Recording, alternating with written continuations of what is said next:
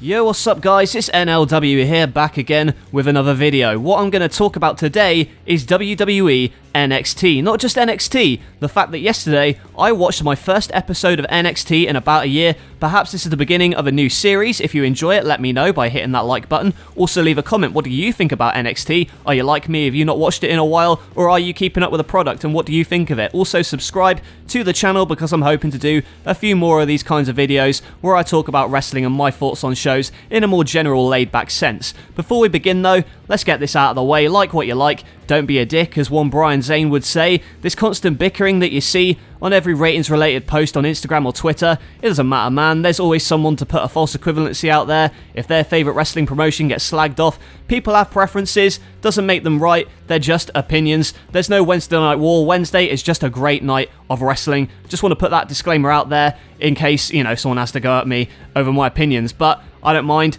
Let's just start off, where were we? Of course, NXT. So, I stopped watching NXT probably around the time that they started doing the Performance Center shows, and the reason I stopped watching was because I didn't feel like it had the same oomph or the same atmosphere without a crowd, because that Full Sail crowd, a lot of people think they may be a bit overbearing at times, but in my opinion, they really helped those NXT shows and they made them what they were. Even if the wrestling wasn't always as good, and usually, let's be fair, it knocked it out of the park, the crowd would be there to really hype up the energy and boost the matches, just get you invested through their emotion. But without the fans, it kind of took a dip in my opinion. I caught a couple of the matches from what was originally slated to be TakeOver Tampa. I watched it In Your House and I also watched TakeOver 31, but those are the only times that I've actually seen anything from NXT in this past year, and I haven't watched any of the matches really. I've kind of kept up with it here and there, like I caught the fight pit between Thatcher and Riddle, but other than that, on the whole, haven't really been invested in the product for the past 12 months, and I constantly slag it off because I think that NXT right now, nowhere near as good as it used to be. I feel like Dynamite is on a whole nother level, not necessarily in all areas, but certainly on entertainment value and enjoyment. Sitting down and watching Dynamite, it feels fun, it feels interesting. I can sit down with casuals or even people who aren't fans at all, and even they find themselves at least somewhat entertained through it. But you sit through NXT, I feel like you kind of have to be a bit more of a hardcore fan to really kind of be invested in it, because it's more wrestling based, and you know what, there's nothing wrong with that. But what I'm going to do, first part of this video, going to be me kind of explaining the problems of NXT, what made me stop watching in the first place, and also what I really like about it, and also running down the first episode I watched in about 12 months, which happened to be New Year's Evil from a month ago. So I'll see what's changed, what's going on, and at the end, I'll let you know whether that show made me want to keep watching. Now let's just get the positives out of the way. NXT has fantastic wrestling, and I'm basing this off of the first few Wednesday Night War shows that I watched. Consistently, NXT has the better wrestling out of the two shows. I went back and rewatched Adam Cole versus Matt Riddle, just an incredible match, and also Keith Lee versus Dijakovic. Those matches were fantastic, and they've got a long history of fantastic takeovers, which have, for the most part, continued into 2020. I particularly enjoyed Garza's run as the Cruiserweight Champion, as short as it was. Those matches against Leo Rush I thought were superb, and I would have liked to seen Garza more in NXT and see what he could have done in the Cruiserweight division before he lost the title. The crowd, obviously, I already mentioned, Full Sail was great, although that could be seen as a negative because they stayed in the same place. The crowd was invested, and the people, the wrestlers, they're invested in them as people, and that's shone through, and you can tell that they want this brand to succeed. It's theirs, and in a way, NXT was for the fans. It's our kind of brand, developmental, and I think it came across quite well on TV. You also had this sense of creative trial and error, maybe not so much these days that it's on USA Network, but certainly in the first few years of NXT's existence, because it's a developmental brand, there's this sense of tweaking and development. If something doesn't work, you tweak it. Case in point, Andrade, he came in as this bland babyface, he had the feather in his cap, it wasn't working. You turn him heel, becomes a partier who thinks he's too good for NXT, pair him with Selena Vega, and boom, he wins the NXT title. He had a great character progression, and the presentation as well, the kind of gritty metal punk style, which is most likely influenced by the British wrestling scene in a way, kind of blew up around the same time. They're working together with the likes of Progress and ICW, kind of similar feel in my view.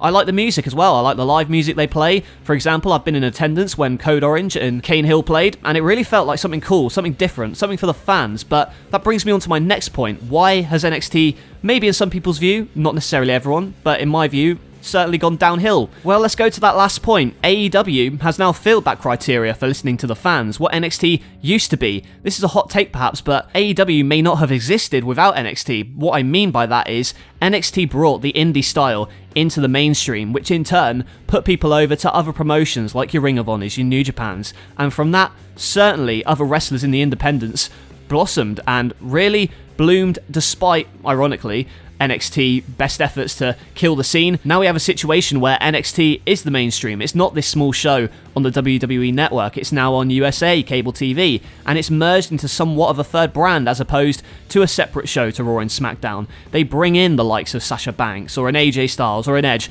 to give the show a ratings boost, and while it's fun, it feels more like an extension of Raw and SmackDown than its own unique show these days, and it's losing that difference, but perhaps that's what makes AEW a more enticing product. The reason they won the first few show ratings was, for the most part, the advantage they had was they were new, they were different, and that's what NXT used to be, so it's difficult to counter that. It seems as though AEW seems to book for themselves and NXT is booking against what AEW does.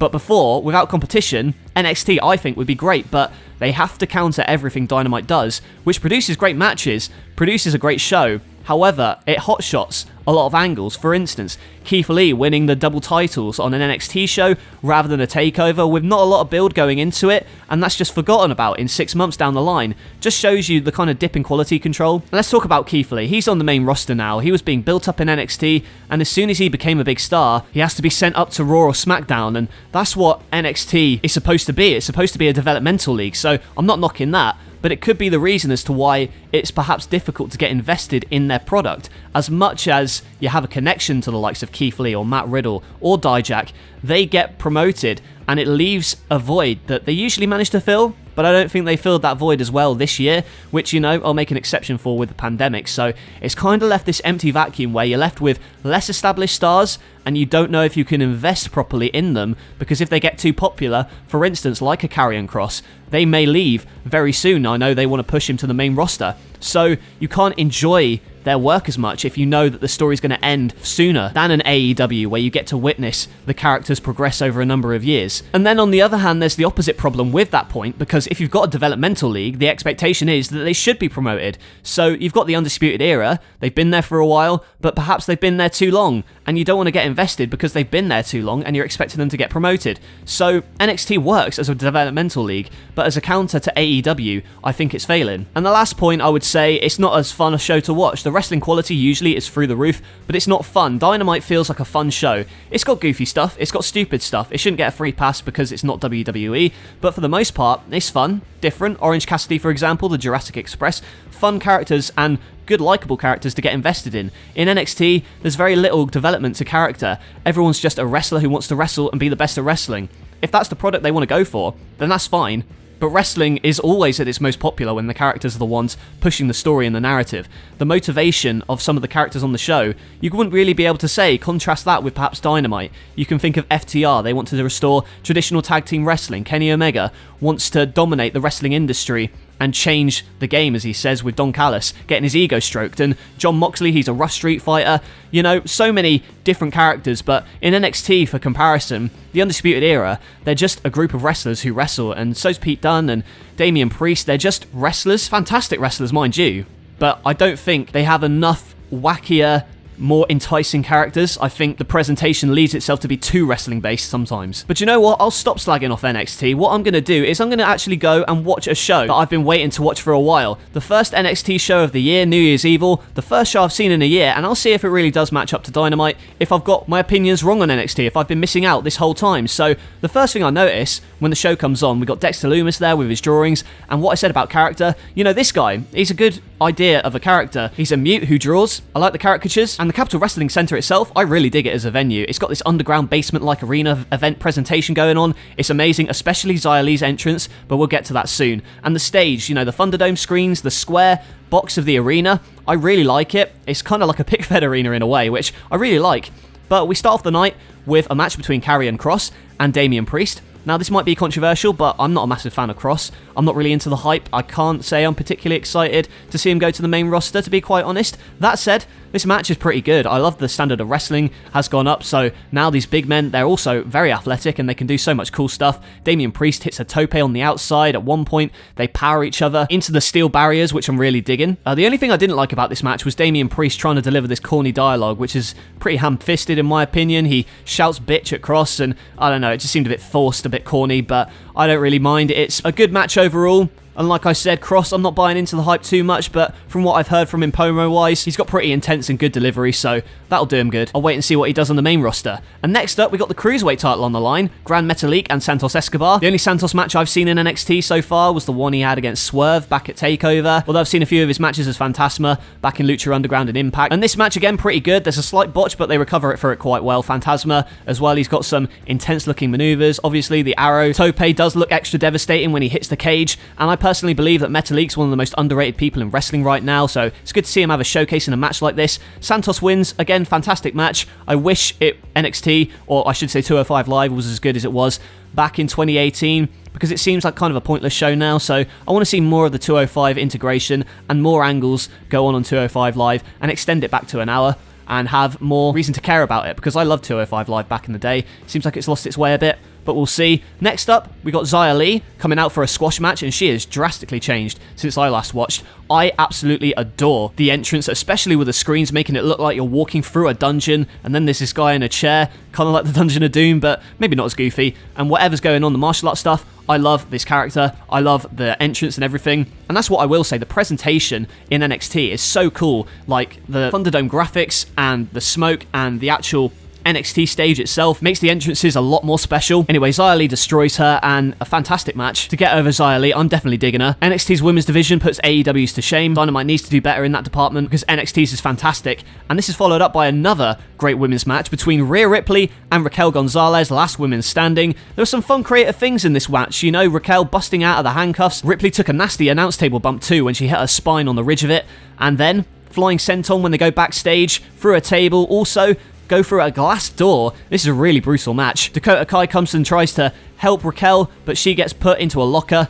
It ends when Ripley is driven through the stage and she cannot answer the count. Raquel Gonzalez beats Rhea Ripley. That was quite possibly my favourite match of the night. I love the intensity to it. It felt like a pay-per-view match. Great stuff. And next up, we had Johnny Gargano and his crew arrive at the arena. The Garganos are now heel, which I've heard pretty good things about from the segments in the house, and I can see him having good fun with it, so it's a bit goofy, but I like a bit of goofiness in wrestling. He seems deluded, it's quite fun. He's got the lackeys as well that are a bit dim, and as cheesy as it is, I like his heel work. And you see Shotzi Blackheart come out in the tank, hits Austin in the groin. We got an impromptu mixed tag. Kushida teams with Shotzi to take on Candice LeRae and Johnny Gargano, and it's a pretty good match. Kushida ends up winning, and this sets up a match between him and Gargano, which I am very much looking forward to at TakeOver. And then we come on to the main event, the NXT Championship, Kyle O'Reilly versus Finn Balor. A rematch from their match at TakeOver 31. That was fantastic, and this one I thought was great as well. It felt like a fight. Luckily, you got Wade Barrett on commentary, and I think he's great. I like hearing an English accent in my wrestling. It makes it seem a little bit more legitimate in my view. And he's got a good voice for it. He plays well off Vic Joseph.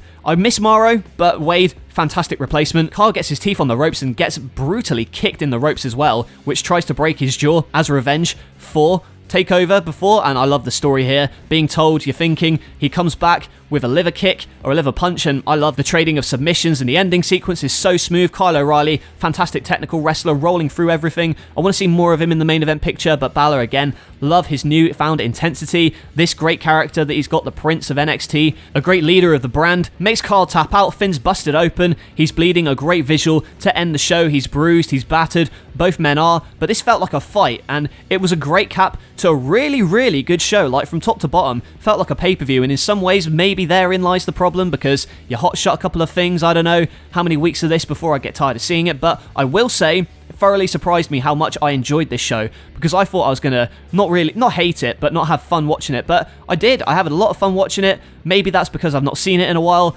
and I miss it, but the quality of wrestling was absolutely superb and made up for everything, and that was NXT's key strength always. Seems like they're slowly gaining momentum now, and the reason I checked out NXT again in the first place was because I saw the card for Vengeance Day and it looked great, so thought I'd give the show a go. And I have to say, thoroughly enjoyed it. Main problem for me living in the UK is that the network uploads the NXTs a week after the original airing, so I have to wait a long time, so we'll see if I keep up with it as well as I did. Very much thought New Year's Evil was a great show, and it's probably better than most NXTs, but the wrestling's good enough that it makes up for some of the problems it faces, so may not be what it used to be, but it is still a source of quality wrestling, and if you want your goofy stuff and your character development, you can go and watch Dynamite. And whilst Dynamite, I still agree, is a more fun show on the whole to watch, don't get me wrong, it's got its problems, but NXT has very, very good wrestling, and it's something that I will look forward to watching again and more and see what's going on heading into the next takeover. In fact, my prediction for that will be coming out later this week, with my review coming next Monday. I'm testing out the format for this, where I talk about something in wrestling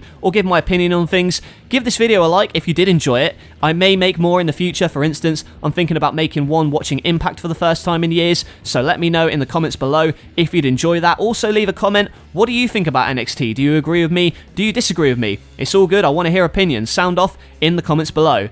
And NLW Turbo, the first episode, is coming tomorrow, so look out for that. Some exciting matches on it, including Daniel Bryan versus Matt Sydal. And if you're new to this channel, hit subscribe. We're going to try and hit 1,000 subscribers soon. It would be great if you could be a part of that. Thank you so much for hitting 500 already. And that's it from me. Thank you for watching, and I will catch you guys later.